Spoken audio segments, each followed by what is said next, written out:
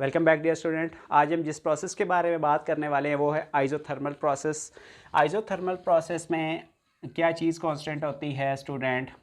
Isothermal process में हमारा iso का मतलब तो होता है ना कांस्टेंट, यानी सेम। मैंने लास्ट लेक्चर में बताया था। और थर्मल का मतलब, थर्मल से आप लोग टेम्परेचर को डिराइव करते हैं, यानी इसमें हम लोग टेम्परेचर सेम रखते हैं, मतलब टेम्परेचर हम लोग क्या रखते हैं, कांस्टेंट रखते हैं। ओके अच्छा, टेम्परेचर को कांस्टेंट रखते कैसे हैं? प्रेशर को कांस्टेंट रखते थे, चार्ल्स लॉ में मैंने बहुत डीपली आपको बता दिया था। वॉल्यूम को कांस्टेंट रखते हैं, प्रेशर कुकर की एग्जांपल ले ले, उसमें आपका वॉल्यूम कांस्टेंट हो जाता है। चले ये भी हो गया। अब टेम्परेचर को कांस्टेंट कैसे रखेंगे? बहुत ध्यान से देखें, आपको सारा क्लियर होने वाला है। लेट्स सपोज कि ये आपके पास, आपने दरमियान में कोई वॉल रख दी है, इस तरफ आपका कोई सिस्टम है। कौन सा सिस्टम है? थर्मोडायनामिक सिस्टम है, टीडी मैंने लिखा है। ये जो आपकी वॉल है ना, ये इसको कह देते हैं कंडक्टिंग वॉल। ये कौन सी है? आपकी कंडक्टिंग वॉल है। अब क्या होगा, जैसे ही आपने इसको हीट सप्लाई की, इस सिस्टम को हीट सप्लाई की, क्या होगा? इसका टेम्परेचर बढ़ेगा। टेम्परेचर बढ़ेगा तो जो हीट इसके सराउंडिंग में आएगी ना, हीट इसके सराउंडिंग में आएगी तो ये वाल क्या करेगी? इसको दूसरी तरफ यूनिवर्स में भेज देगी। किधर भेज देगी? यूनिवर्स में भेज देगी। जब हीट इससे निकल जाएगी, कंडक्टिंग वाल हीट ले लेगी और उसको यूनिवर्स में भेज देगी, तो इस सिस्टम का टेम्परेचर दोबारा मेंटेन हो जाएगा। ऐसी बात है, बिल्कुल ऐसे ही होगा। अब क्या होगा? जैसे अच्छा, ये तो हीट सप्लाई की तो इसका टेम्परेचर बढ़ गया, बढ़ना नहीं चाहिए था, कांस्टेंट हुआ, कंडक्टिंग वाल की वजह से हो गया कांस्टेंट। अब क्या करते हैं? अब इससे हीट को हम लोग रिजेक्ट कर देते हैं, हीट को निकाल लेते हैं। अच्छा, हीट को रिजेक्ट करेंगे, अंदर क्या होगा? टेम्परेचर कम होगा। अरे टेम्परेचर फिर कम नहीं होना चाहिए, टेम्परेचर कम नहीं होगा तो क्या होगा? कैसे नहीं होगा? अब देखिए, कंडक्टिंग वाल लगी हुई है, ये दोबारा क्या करेगी? यूनिवर्स से हीट लेकर सिस्टम को दे देगी, इसका टेम्परेचर दोबारा मेंटेन हो जाएगा। हो गया ना कांस्टेंट? इस तरह रखते हैं टेम्परेचर को कांस्टेंट। ओके, इसको मैं रफ कर देता हूँ। अब क्या करते हैं, इसका एक मैं आपको बताता हूँ कि वर्क डन कैसे फाइंड आउट करते हैं कांस्टेंट टेम्परेचर पे। ये स्टूडेंट बॉयल्स लॉ से इसको डिराइव किया जाता है। अच्छा, थर्मोडायनामिक्स में वर्क डन हम लोग कैसे डिराइव करते हैं? आपको ये चीज़ पता होगी कि वर्क डन इक्वल किसके होता है? पी डी भी इसको आप लोग लिख सकते हैं। वॉल्यूम 1 से वॉल्यूम 2 तक आप इसको क्या करते हैं? इंटीग्रेट करते हैं। आइसोथर्मल प्रोसेस की पीवी डायग्राम यूँ बनती है स्टूडेंट। एक्स एक्सिस पे आपका वॉल्यूम वेरी करता है और वाई एक्सिस पे आपका प्रेशर वेरी करता है। ये आइसोथर्मल की ये डायग्राम बनती है पीवी। इसका क्या मतलब होता है? यहाँ पर कुछ प्रेशर है, यहाँ पर कुछ वॉल्यूम है। अच्छा, आप क्या कर रहे हैं? डाउन आ रहे हैं, प्रेशर कम हो रहा है, यहाँ पर प्रेशर इतना हो गया, ठीक है। तो वॉल्यूम इसका क्या करेगा? इस स्टेट पे इतना वॉल्यूम था, जब आपने प्रेशर कम किया तो फिर वॉल्यूम आपका इंक्रीज़ कर जाएगा। प्रेशर और कम हुआ तो वॉल्यूम आपका इंक्रीज़ करके यहाँ पर 3 पे आ गया। पहले 1 2 3 या इस तरह यूँ भी आप लोग देख सकते हैं, 1 2 3। अब देख लीजिए, जब प्रेशर आपका पॉइंट इस पे था, 3 पे था, तो वॉल्यूम आपका कितना हुआ? 1 पे हो गया। जब प्रेशर आपका गिर गया, ठीक है, तो आपका वॉल्यूम भी क्या हो गया? गिर गया। यानी वो सॉरी प्रेशर कम हो रहा है, वॉल्यूम आपका इंक्रीज़ कर रहा है। देखिए 1 पे कितना प्रेशर P1 है यहाँ पर, तो आपका कितना हो जाएगा वॉल्यूम? यहाँ पर V3 ले लें इसको। प्रेशर डाउन आ रहा है, आपका टेम्परेचर कांस्टेंट होने की वजह से, तो वॉल्यूम आपका इंक्रीज़ करता है। बॉयल्स लॉ ने यही कहा था आपको।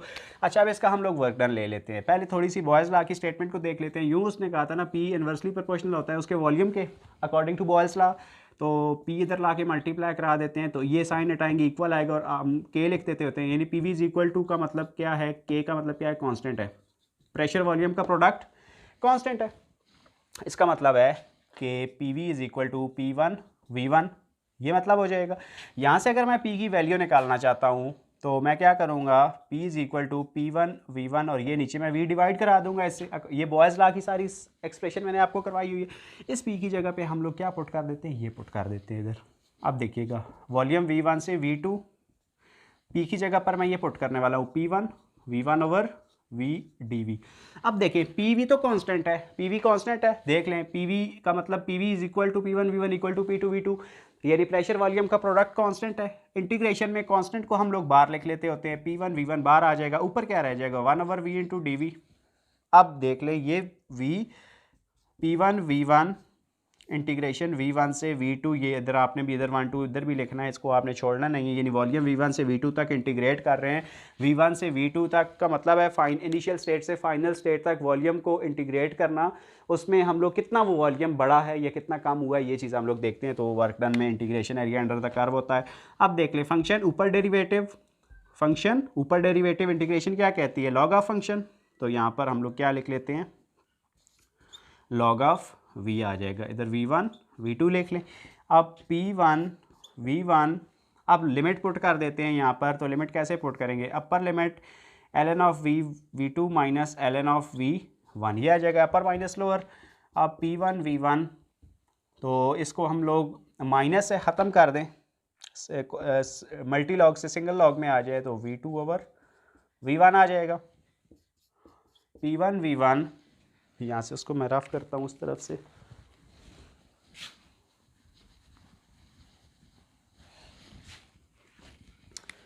तो v2 ओवर v1 किसकी इक्वल आ जाएगा? ये देख लें, अगर p1 v1 इक्वल है p2 v2 के, यहाँ से p1 के नीचे p2 डिवाइड करा दें और v2 के नीचे ये वाला v1 डिवाइड करा दें। यही बॉयज़ लॉ से ये भी आप कर सकते हैं। v2 ओवर v1 किसकी इक्वल आ जा सकता है? ln of p1 over p2। तो p1 ओवर p2 इक्वल इस चीज़ के है ना, इसको हम लोग rv भी लिखते हैं। यहाँ पर rv क्या है? वॉल्यूमेट्रिक रेशियो है, वॉल्यूमेट्रिक रेशियो। तो इसकी जगह पे मैं लिख सकता हूँ p1 v1 ln of rv। तो ये स्टूडेंट होता है वर्क डन किस चीज़ का? आइसोथर्मल प्रोसेस का। आई होप कि आपको ये डेरिवेशन अच्छे से समझ में आ गई होगी। क्या किया है? सिंपल प्रेशर वॉल्यूम का प्रोडक्ट होता है थर्मोडायनामिक्स में। वर्क डन कोई भी लेना हो ना थर्मो, तो ये आप लोग वर्क डन लेते हैं या यू लेते हैं, p into v2 minus v1। तो उसी तरह मैंने p dv लिया है। अब p dv को मैंने क्या किया?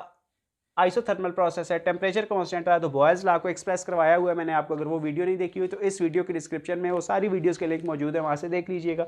तो थोड़ा बहुत मैंने स्पी की वैल्यू पुट कर दिया, प्रेशर वॉल्यूम कांस्टेंट था, कांस्टेंट को बाहर ले लिया, फंक्शन ऊपर derivative, log of function simple, limit put की, मल्टी लॉग से सिंगल लॉग में आए। तो ये पता होना चाहिए कि इस v2 और v1 को यहाँ पर वॉल्यूमेट्रिक रेशियो कहा जाता है आइसोथर्मल प्रोसेस में या ओवरऑल पूरी थर्मोडायनामिक्स में भी। तो p1 v1 is equal to work done किसकी इक्वल आ गया? p1 v1 ln of rv। ये तो होता है स्टूडेंट आइसोथर्मल का वर्क डन। आई होप कि आपको ये वीडियो बहुत अच्छी लगी होगी। अब नेक्स्ट वीडियो में हम बात कर लेते हैं हाइपरबोलिक को लेकर। सारा कुछ सेम ही होगा, थोड़ा बहुत डिफरेंस है वो भी आपको मैं बता दूंगा।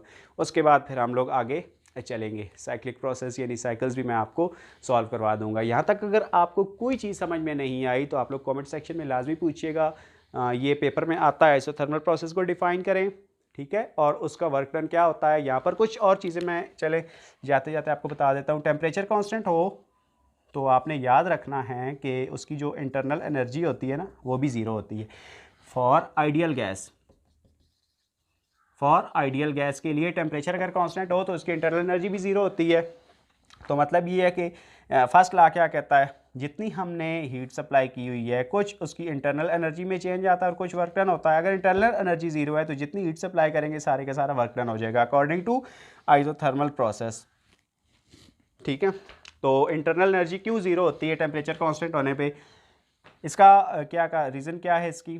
क्योंकि आइडियल गैस के लिए आइडियल गैस थ्योरी क्या कहती है कि जो होती है ना हमारे पास इंटरनल एनर्जी, वो गैसेस की सारी काइनेटिक एनर्जी होती है। क्योंकि आइडियल गैस के मॉलिक्यूल्स आपस में एक दूसरे को फोर्स अट्रैक्शन या रिपल्शन नहीं लगती, तो अट्रैक्शन या रिपल्शन नहीं लगेगी मॉलिक्यूल्स की दरमियान, तो उसकी पोटेंशियल एनर्जी तो वैसे ही ज़ीरो होगी ना। तो सारी की सारी इंटरनल एनर्जी काइनेटिक ही ली जाती है और टेम्परेचर का चेंज ही नहीं कर रहे, टेम्परेचर कांस्टेंट रखा हुआ है, तो क्या होगा? काइनेटिक एनर्जी डायरेक्टली प्रोपोर्शनल होती है टेम्परेचर के, टेम्परेचर ही ज़ीरो है तो फिर काइनेटिक एनर्जी में तो नो चेंज आएगा ना, तो इसलिए वो भी ज़ीरो होती है। अब पता चल गया आपको क्यों ज़ीरो होती है टेम्परेचर कांस्टेंट होने पे इंटरनल एनर्जी आइडियल गैस की, इस वजह से ज़ीरो होती है। अब बहुत जल्द नेक्स्ट वीडियो में मिलते हैं, तब तक के लिए बाय बाय।